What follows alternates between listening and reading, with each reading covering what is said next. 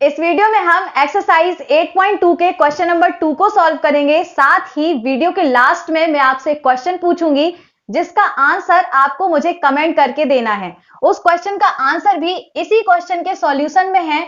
अगर आपने इस क्वेश्चन को अच्छे से समझा तो आप उस क्वेश्चन का आंसर बहुत ही आसानी से दे पाएंगे।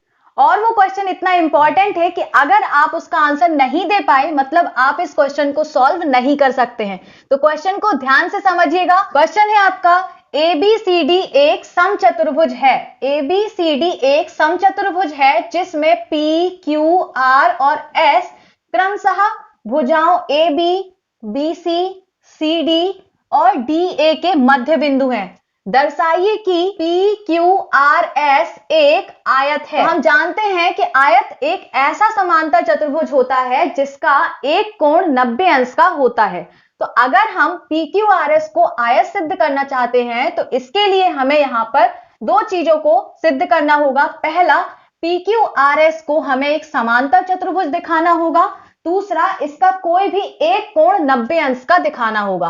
तो चलिए क्वेश्चन को सॉल्व करते हैं। बहुत ही आसान क्वेश्चन है। क्वेश्चन में सबसे पहले लिखेंगे दिया है तो यहां पर लिख देते हैं ABCD एक समचतुर्भुज है जिसमें PQRS भुजाओं AB, BC, CD और DA के मध्य बिंदु हैं। सिद्ध करना है कि PQRS एक आयत है। तो चलिए सिद्ध करते हैं। सबसे पहले हम PQRS को एक समांतर चतुर्भुज सिद्ध करेंगे, ठीक है ना। फिर उसके बाद हम इसका एक कोण 90 अंश का दिखाएंगे। तो इस तरह से हमारा PQRS एक आयत सिद्ध हो जाएगा। इस क्वेश्चन में भी हम मध्य बिंदु प्रमेय का यूज करेंगे। अगर आपने मध्य बिंदु प्रमेय का वीडियो नहीं देखा है तो आपको उसकी लिंक डिस्क्रिप्शन में मिल जाएगी, आप देख लीजिए। बहुत ही इंपॉर्टेंट प्रमेय है, ठीक है। मध्य बिंदु प्रमेय के लिए हमें त्रिभुज लेना पड़ता है तो हम त्रिभुज ABD ले लेंगे जिसमें मध्य बिंदु प्रमेय से हम कह सकते हैं कि PQ समांतर होगा BD और आधा होगा BD के, ठीक है। तो यहां पर लेते हैं त्रिभुज ADB में P व Q भुजाओं AB व AD के मध्य बिंदु हैं।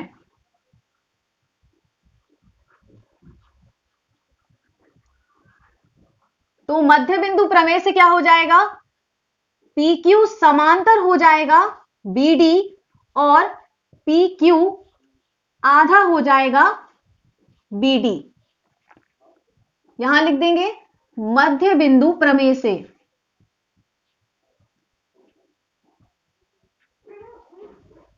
मध्य बिंदु प्रमेय कहती है कि किसी भी त्रिभुज के दो भुजाओं के मध्य बिंदुओं को मिलाने वाला रेखाखंड, यानी यहां पर PQ है, तीसरी भुजा के समांतर होता है और आधा होता है। मतलब जो रेखाखंड PQ है वो BD के समांतर होगा और BD का आधा होगा। तो ये हमने यहां पर लिख दिया।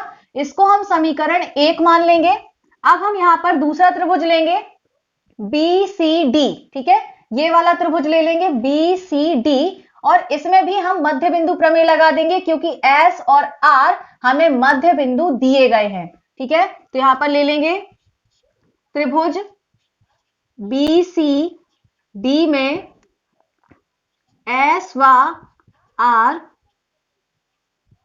भुजाओं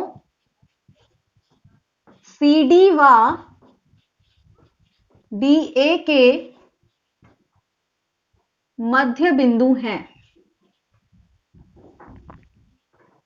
तब मध्य बिंदु प्रमेय से क्या होगा, SR ये रेखाखंड BD के समांतर होगा और आधा होगा। SR समांतर BD और SR हाफ BD। यहां पर भी लिख देंगे मध्य बिंदु प्रमेय से।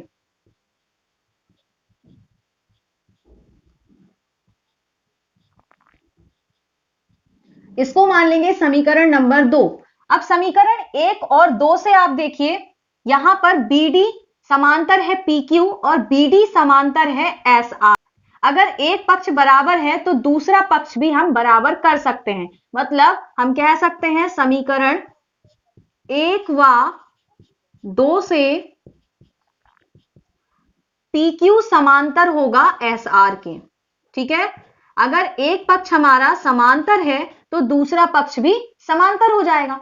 इसी तरह से आगे देखिए, यहां पर हाफ BD जो है वो PQ के बराबर है और हाफ BD SR के बराबर है। अगर समीकरण का एक पक्ष बराबर है तो हमारा दूसरा पक्ष भी बराबर होता है। तो हम यहां पर लिख सकते हैं PQ बराबर SR।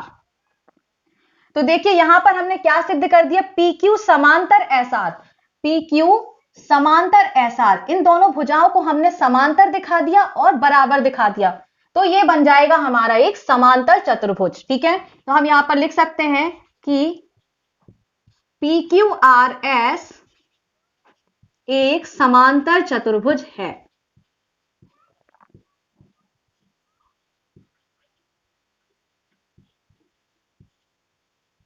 आई होप कि आपको इतना समझ में आ गया होगा।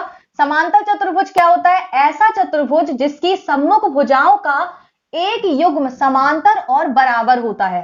तो यहां पर क्या हो जाएगा, ये भुजा हमने बराबर भी दिखा दी और समांतर भी दिखा दी, तो इसीलिए ये हमारा एक समांतर चतुर्भुज कहलाएगा। अब अगर हम PQRS का एक कोण 90 अंश का दिखा दें तो यह आयत सिद्ध हो जाएगा।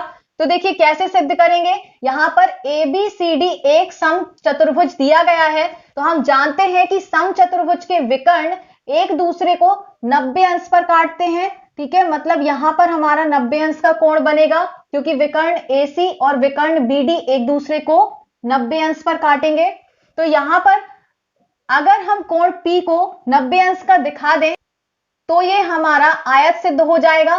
बट कैसे दिखाएंगे, देखिए अगर हम इस चतुर्भुज को, देखिएगा ये जो चतुर्भुज बन रहा है, इसको अगर हम समांतर चतुर्भुज दिखा दें तो ये हमारे सम्मुख कोण हो जाएंगे समांतर चतुर्भुज के, तो ये आपस में बराबर होंगे। तो हम कोण P को भी 90 अंश का कह सकते हैं।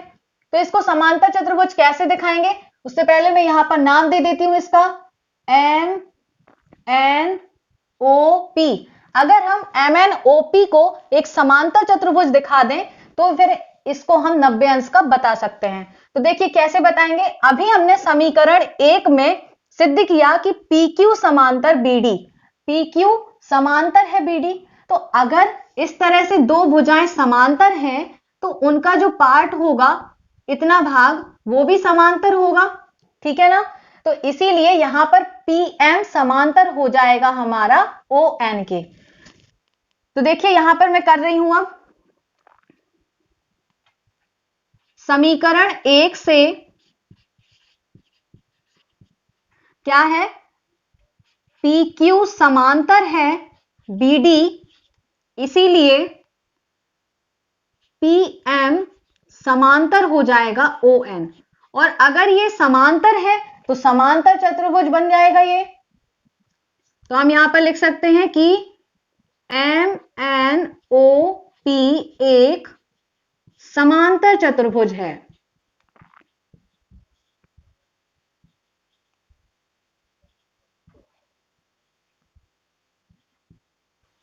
अब इसके आगे का पार्ट मैं यहां पर कर देती हूं।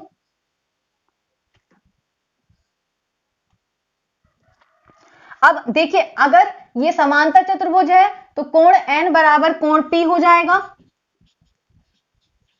क्यों होगा, समांतर चतुर्भुज के सम्मुख कोण है।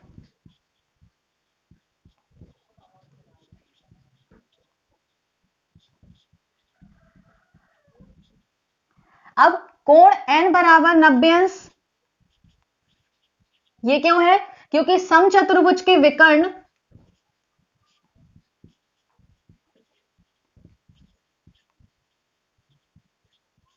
परस्पर समकोण पर समद्विभाजित करते हैं।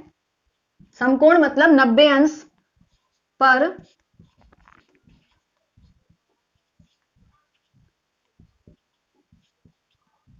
समद्विभाजित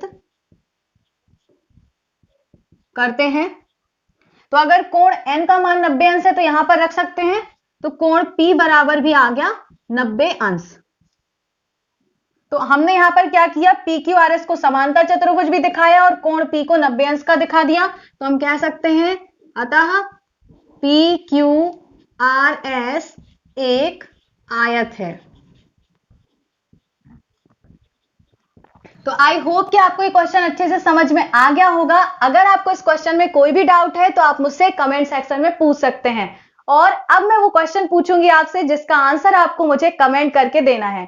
आपका क्वेश्चन है, ऐसा समांतर चतुर्भुज जिसका एक कोण समकोण होता है क्या कहलाता है? इसका आंसर मैं नेक्स्ट वीडियो में दूंगी। तब तक आप मुझे कमेंट करके बताइए कि इसका आंसर क्या होगा। अगर वीडियो पसंद आई हो तो वीडियो को लाइक करिए, अपने फ्रेंड्स को ज्यादा से ज्यादा शेयर करिए और चैनल पर नए हैं तो चैनल को सब्सक्राइब करके नोटिफिकेशन बेल आइकन को प्रेस करके ऑल पर जरूर क्लिक कर दीजिए ताकि आपको क्लास 9 की आगे आने वाले वीडियोस की नोटिफिकेशन मिल सके।